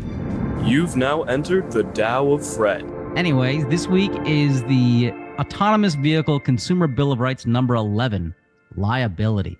Hey, before we start into liability, you fall asleep because it's called liability. Did you go to autosafety.org and donate? You should. We love you more. All right, take it away, Fred. Thank you so much. All right, I'll read this out. AV OEMs, original equipment manufacturers, their agents, representatives, and dealers shall assume legal responsibility and liability for safe AV operation, period. In no case shall a vehicle occupant who is not actively driving an AV be held responsible for the actions or consequences of its automated controls. Now, this is a little different than the other items we've put in the AV Bill of Rights, because this is not strictly an engineering requirement. This is really a programmatic requirement that will be implemented through the engineering, of course, as is everything else in the vehicle. But this is a little bit more extensive. It's just fairness, right? The liability for the AV operation has to lie with the entity that's actually controlling the vehicle. This seems like a simple requirement, but it's not obvious. And the manufacturers are not emphasizing liability by themselves in their negotiations with states about licensing AV operation. If no occupant is directly controlling the vehicle, then the liability must be vested in those who designed, built, and introduced the vehicle into commerce. Again, it's just fairness. You can't ask somebody who is not operating a vehicle to be responsible for its operation. So the corollary of this is that no one who's not actually controlling an AV may be held liable for its operation any more than a passenger in a taxi is responsible, any more than a passenger in a taxi is responsible for its safe operation. Now, there's been an interesting progression on this. In 2018, the Center for Auto Safety documented our position, which is that graduated licensing for autonomous vehicles can and should be put in place. In the same way that when a human being gets a license, you start with progression. You get your learner's permit, right? You pass a test. In many states, you get a provisional license that says you as a young person cannot drive between 1 in the morning and 5 in the morning, or has other requirements. And some states say that you can't have more than one passenger in the car. There's a lot of different requirements, but they're all a progressive licensing requirement that assumes that your ability to safely control the vehicle in all circumstances will improve as you gain experience driving that vehicle. We think the same thing should hold for autonomous vehicles. And in fact, a paper has recently come out by our friend Phil Koopman and Mr. Wyden titled Winning the Imitation Game, Setting Safety Expectations for Automated Vehicles. And in that article, they talk about establishing what they call the legal fiction of the computer driver. Now, if there's a computer driver as a legal entity, it can, in fact, go through that same progressive licensing process that any other driver goes through. And what they talk about in the paper is that this computer driver should be treated by the courts in every state in exactly the same way as a human driver is treated. No difference. We agree with that. And as part of that, it should be certified to be safe for operation at the different levels of operation that is intended for its use. We will have this reference on our website as well, associated with this episode. The other item associated with that is our article, or actually it's not an article, it's a response to NHTSA previously that documents our position on the progressive licensing for automated vehicles. That link will be on our website as well. But again, it's been 5 years now since we submitted that. We've seen no action from NHTSA on that. We've seen no action from the states on that. We think that this is very important. And again, we don't think any person, any human being who's in a vehicle that's being controlled by somebody else can or should be held responsible for the actions of that vehicle, particularly as it relates to injury to themselves or to anyone else in the vicinity of the vehicle. Michael, did I? No, you did great. And I think, what we're concerned not only for a passenger or the non-driver who might be the person who purchased the ride in an autonomous vehicle being blamed somehow. We're concerned that one of these cars is going to hit someone and there's no one to sue functionally. If you don't have a mechanism that puts blame on some party or puts the burden of proving that the vehicle was negligent or not, or reckless or not, and these type of things. If you don't have a party you can take to court, then there's not going to be any retribution or anything for victims of these incidents to seek after they've been injured, or for their family to seek after someone's been killed. And that's bad, because if manufacturers aren't incentivized to be safe by courts and by trial attorneys, then NHTSA is the only thing left. And NHTSA is obviously not doing a good enough job in this area to prevent these things from happening. Right now, they only really have recall authority in this area. And exercising that is great, but that means that events have already occurred. And exercising the threat of civil suits is something that manufacturers are very careful to avoid, and it carries a little more weight in that area as an incentive for them to make these things safer. And if you lose a computer driver, you lose the ability to go after a manufacturer of these things, then you really don't have any incentive for them to make them safe before they introduce them. Let's pretend I get into a vehicle that we'll call Peaches. So I get into Peaches and I say, Peaches, I need to get to the airport really fast. And Peaches, during my saying, hey, get to the airport really fast, runs a red light. Now, Peaches gets pulled over, responds. Who's the officer going to talk to? Because Peaches, all of a sudden, Peaches got shy. And I'm sitting in the back, and the officer's like, "Where are you going?" And I'm like, "Peaches and I are going to the airport." And I said, "Peaches, get to the airport really fast." Peaches interpreted that to run a red light. How long is a cop keeping me there talking to me in Peaches? And what's happening here? And the reason, and then what happens with the kind of chain of evidence around Peaches programming that had it run a red light? Because our previous case where Peaches would not drop off their occupant, a person, let's call them Kyle from Cruise, said, "Hey, we fixed that bug and we released software to do that." So if that person was trapped in that car for a longer period of time and was essentially kidnapped, Kyle from Cruise said, "Hey, you know what? That evidence is gone.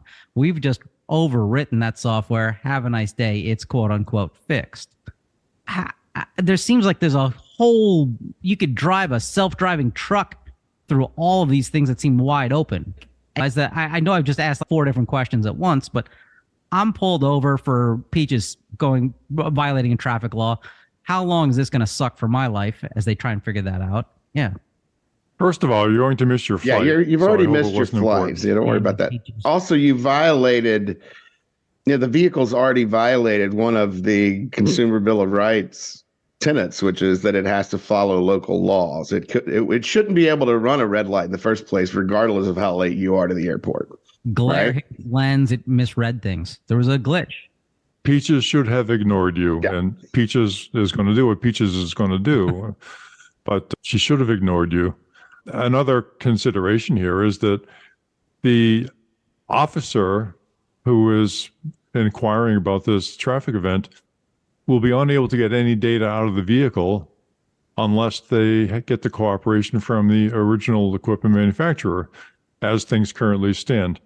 So one of the tenets that we're putting forward is that the public has to have access to, or appropriate people have to have access to, the data that's stored in the vehicle without the intervention of the original equipment manufacturer or the vehicle manufacturer.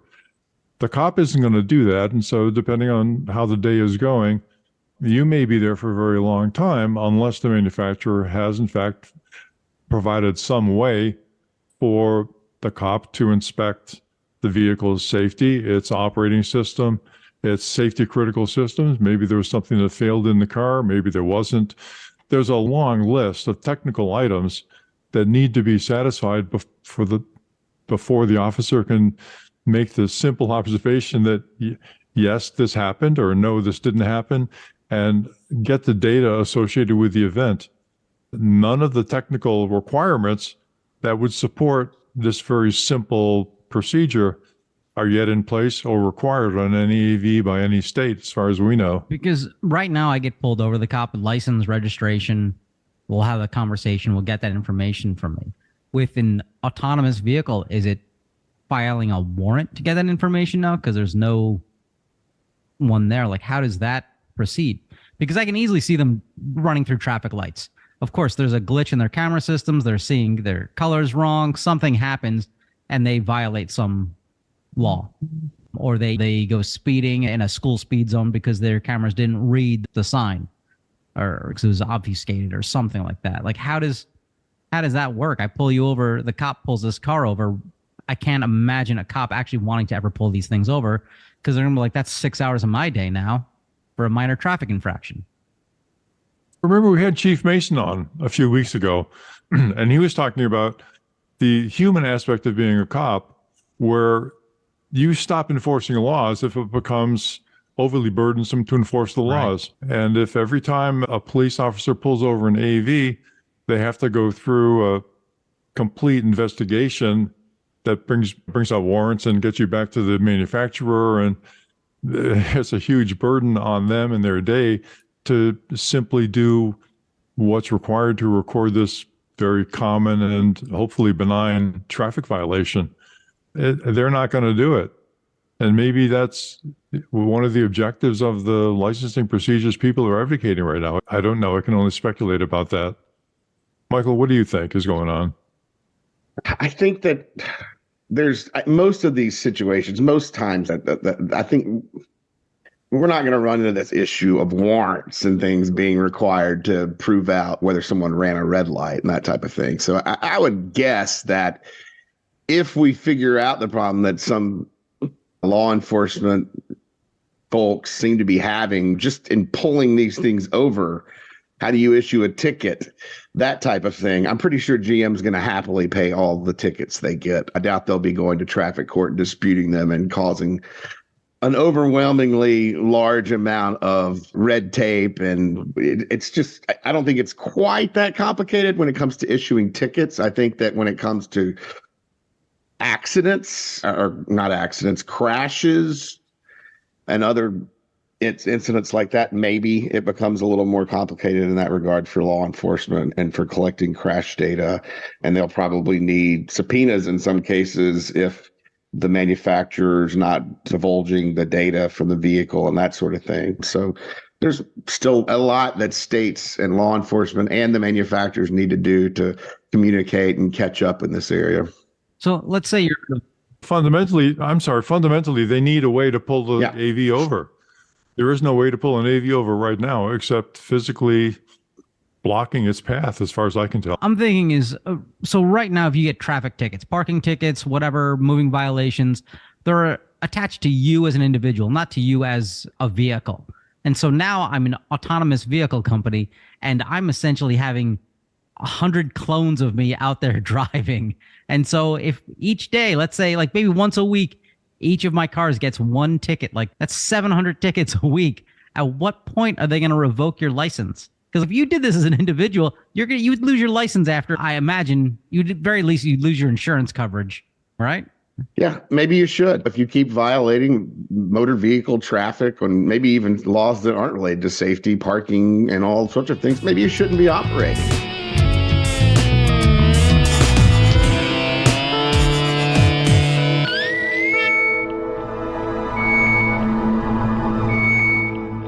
This is, again, the Autonomous Vehicle Consumer Bill of Rights, number 12. Oh, my word. How many do we have? Are they going to go on forever? Is this the penultimate one? More. This is. I think we're getting down to penultimacy. Yeah.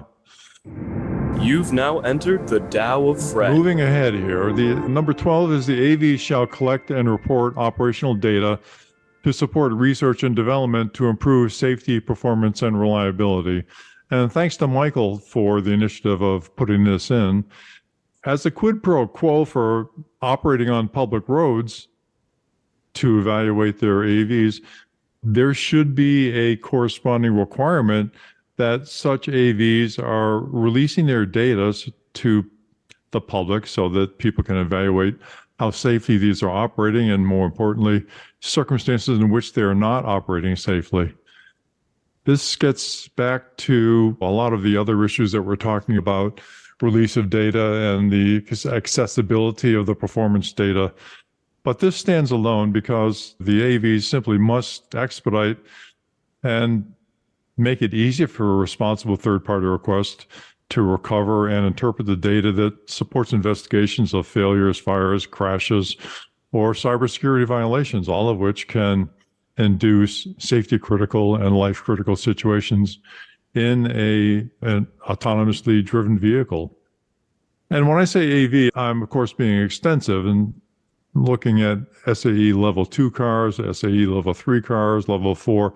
Anytime you're in a situation where the driver or the driver's representative is allowed to take their hands off the wheel and have the driver or have the vehicle drive itself for any extended length of time, meaning multiple seconds, is in fact subject to this requirement that all the data that's associated with the crash needs to be accessible to anybody who is authorized to look at that data. Open standards should be used so that there's no proprietary barriers on interpreting the data that's available in the car. And the reportable data must include unfettered access to relevant geographical, vehicular motion dynamics, parameters, software, firmware configuration, video, and other vehicle or event-specific data relevant to an investigation. In particular, as we've mentioned a couple times, you need assessment of uninspectable safety and life-critical features that are included in the reportable data. The implication of that is that the manufacturers must design in and build in built-in test information or capability and build in diagnostic capability. so that they are able to understand when the vehicle is operating outside of its designed operating envelope, and also to inform anybody who's in the vehicle when it has exceeded the safety limits that have been designed into it. So there's a lot that needs to happen in order to support this particular requirement. Reminding the listeners that if you want to review these in detail, you can go to autosafety.org/AV-bill- I'll come up with a URL because that's too much. Right. All right. Yeah, we're going to have to clean that up a little bit, but it's AV-bill-of-rights. And that's it. No, it's so easy. It rolls right off of your tongue. Come on. I love that. We need open standards for our URLs. Come on. I think isn't it in the main navigation? It is. You go to autosafety.org and it's the third link up top, AV Bill of Rights. Anthony's getting a little defensive about his website design, but that's okay. We'll go with that. I appreciate that you said / instead of /. That drives me nuts. People like /. There's no backslashes in there. Yeah. But getting back to the fundamental issue, we, the public, paid for the damn highways. We, the public, have paid for the infrastructure around the highways. It should not be a free asset for use by the AV manufacturers to turn us all into crash test dummies and just go ahead and use the highways for free without giving anything back to the public. End of rant. Agreed. So we see this problem taking place in the non-AV world a lot, involving some of the Tesla crashes that have been investigated by NTSB and NHTSA, where Tesla is uncooperative in providing all of the data that they're collecting. I know that in some cases they've only provided EDR data, which is very limited, when they literally are holding thousands of other elements of data down to the millisecond on a lot of on virtually every crash that takes place in the Tesla in America. So they've been really non-cooperative in a lot of federal investigations around the autopilot and full self-driving issue. And when it moving to vehicles that can actually drive themselves in the AV context, we just want to make sure that the feds and state and local crash investigators are able to figure out what's happening here. And they're not going to be able to do that with the stuff that's on an EDR, which is an ancient dinosaur of a data recorder that you have in your vehicle, unless you own a Porsche. So that's why we think that open standards are necessary here, so that manufacturers can't hide crash data behind the cloak of proprietary secrets. It's not. These are things that are taking place on public roads. They're impacting Americans. Give us the data so we can figure out what's going on. I like to refresh people's memory, EDR is Event Data Recorder, and it only has a very limited set of data for a few parameters, from 5 seconds before the crash, or right until about 10 seconds after the crash, something like that.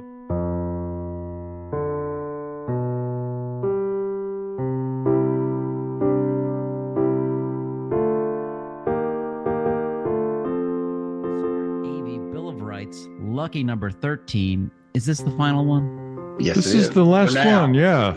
For now, okay. There may be more. We're planning to do some work and add things as things come up. So there is no limit on the number of rights that we consumers have when it comes to AVs, right? Yeah, I said this is the Tao of Fred, not the Interruptus of Michael.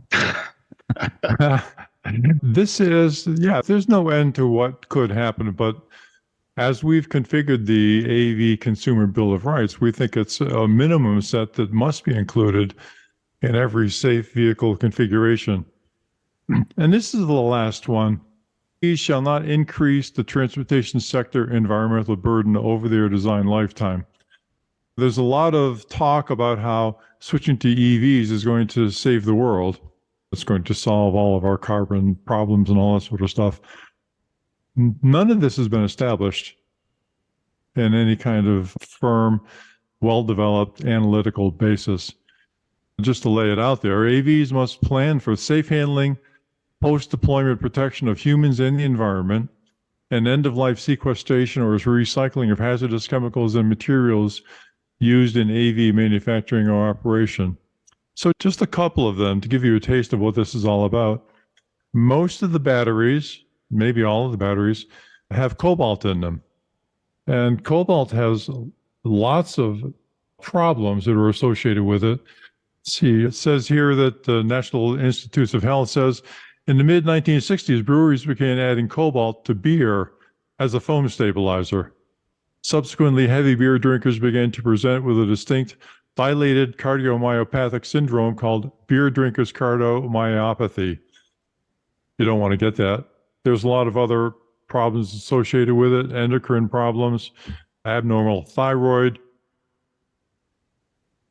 The use of EVs is going to dramatically increase the amount of cobalt that is in the environment, not to mention the effect on poor people in Africa who are digging this out of the ground in illegal mines and legal mines. It's a very messy, dangerous chemical. Another chemical that's prevalent in batteries is manganese. And manganese is known to cause lots of neurological problems, symptoms very similar to Parkinson's disease, and people who have been working with it. Again, not a good idea. These are only a sampling of the kind of chemical problems that are associated with EVs that are really unique to and accelerated by the expanded use of these chemicals, cobalt, manganese, etc., in their manufacture. There are resource limitations around the world that are associated with these as well. Giant mines that are being built to produce lithium. It must be addressed because it's in some places, an existential problem associated with the people working on it. The other part of this is that AVs must not increase vehicle lifetime end-to-end energy consumption compared to conventional vehicles, with due consideration of electrical generation, distribution, conversion, and storage efficiencies, and the impact of unoccupied operation by AVs. Some people talk about AVs circulating in cities and trying to be the yellow cab of the future. There are very few studies that have shown that the expansion of EVs is actually going to reduce the amount of carbon being consumed as fuel, except in those places where the electric grid is dominated by renewable sources. So the largest market, or the highest market penetration for EVs right now, is in Norway. Norway is almost completely equipped with hydropower. Got a lot of fjords there, a lot of waterfalls. So hydropower, which is renewable, if you neglect the energy investment in building dams and all that infrastructure, is pretty clean. Norway has not demonstrated any reduction in fossil fuel consumption or any other kind of energy consumption, even though it has a very high penetration of EVs. There is no study that I'm aware of that says in the US, energy consumption in any market has gone down because of the conversion to date of vehicles to electric vehicles. You got to remember the fundamentals of this, which is that an electric generating plant, unless it has cogeneration, has about the same thermodynamic efficiency as the engine in your car running at optimum speed. Now, the engine in your car doesn't always run at optimum speed, and that's a problem. That's where the hybrid vehicles come in, because they allow you to only run the engine at its optimum speed and use the battery as a buffer so that it becomes much more efficient. And that's really the cause of the mileage improvements due to hybrid car use. If you look at them, you'll see that the highway mileage for those hybrid cars is not too different than the highway mileage for a conventional car. But the city mileage is much, much better, simply because the engine's not running except when you really need it to run to recharge the batteries. People fall off the cliff with this and just say, I'm getting an EV, I'm going to save the world. And I'm equipping my fleet with EVs, I'm going to save the world. I appreciate the intent, and certainly intentions are important, but it may not be the case. And I think it's incumbent on the EV manufacturers to really establish this, or really establish their value as used by human beings in real life. It would have been good to do this before we made a national commitment to EVs, but it's never too late to do the right thing. Michael pointed out that another possible implication of this is that the automated vehicles, most of which are EVs or something like EVs, will occasionally stop in the middle of traffic and cause traffic jams that burn up a lot of extra fuel. And all of the people whose transportation is being inhibited by these EVs stuck in the highways, stuck on the roads. That's a secondary effect, but certainly something worth considering as part of the overall transportation structure. So that's the story with the AV Consumer Bill of Rights. We've gone through all 13 now. We've gotten feedback from people. Thank you very much for that. We've gotten a lot of great inputs from people. They've helped us improve it. We really appreciate the opportunity to put these forward, and hopefully they'll become part of the requirements that government and industry realize need to be included in the AV rules and regulations. To date, they are not being included in the standards being developed by the SAE or the standards being developed by the International Standards Organization. We think they should be, and we're pushing for that. I think these have all been great, but 13 is the most depressing of the bunch. Why couldn't the last one, couldn't end on a high note like the big red escape button or something like that? I'm taking the optimist or view that you might say is the naive view, and hoping that this pushes more towards a better electrical infrastructure and everything runs off of dolphin farts and sunshine. Yeah, I'm sorry, I'm distracted right now. Michael has taken over our screens just to shame us with some weird stats of who's talking the most. Turns out Are you seeing that? Yeah, I have no idea. Yeah, I don't know how to get it off my screen and go back to actually seeing you guys, which I'd rather see. Yeah, I clicked a button and it really messed things up here. Way to go. Way to go. Is this time for an ancillary rant? Oh, Yes. Good time for my rant? Why not? We're in a Dow. So here's the rant, okay? We've seen this whole autonomous vehicle structure before. And gentle listeners, many of you are not of my advanced age, but if you were, you would have recalled from the 1950s a lot of advertisements by General Electric and Westinghouse talking about how atomic energy to produce electric power was going to be too cheap to meter. This is going to be the best thing ever. Now, you may have noted that certain uninformed people have said that with AVs, we're going to reduce traffic fatalities by 96%. That's got to be a good thing, right? These two quotes really resonate with me because the power too cheap to meter is very similar to the idea that the AVs are going to completely eliminate automotive deaths. They're very attractive and unachievable objectives. And the reality, though, is that the utilities recognized that nuclear reactors were very hazardous, and they presented a hazard that was too great for any utility to absorb. So they had their friends in Congress pass what's called the Price-Anderson Act, which limits the liability of any utility for nuclear events to far below the actual economic cost of those. So, in fact, the taxpayers have to bear the burden of all of the risk that's associated with nuclear reactors. But as far as the utilities are concerned, this is great. Now we got a green light to go ahead and build all these reactors because power is going to be too cheap to meter and everything's going to be wonderful. And we all know where this nuclear industry has ended up, though, right? Neither too cheap to meter nor particularly safe. And it presents very inviting targets for enemies who might want to attack your country if you've been following the news in Ukraine. What the EV industry, the AV industry is trying to do is establish state laws and federal laws that similarly give them immunity from the risks that are associated with the proliferation of the autonomous vehicles.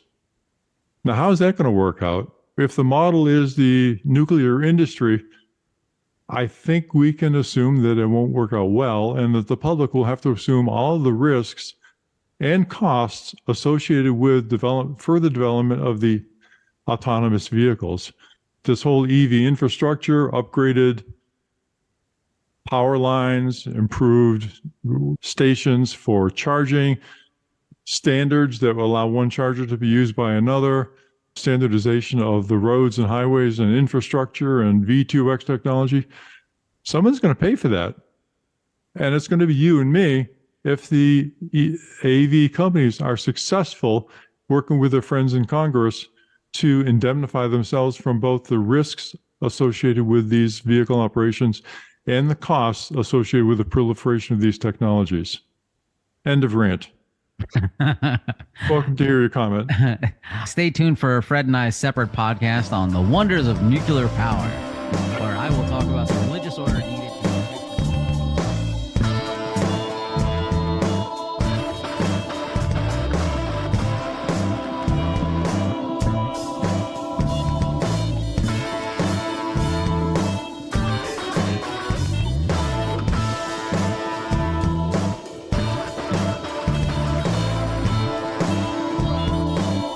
For more information, visit www.autosafety.org.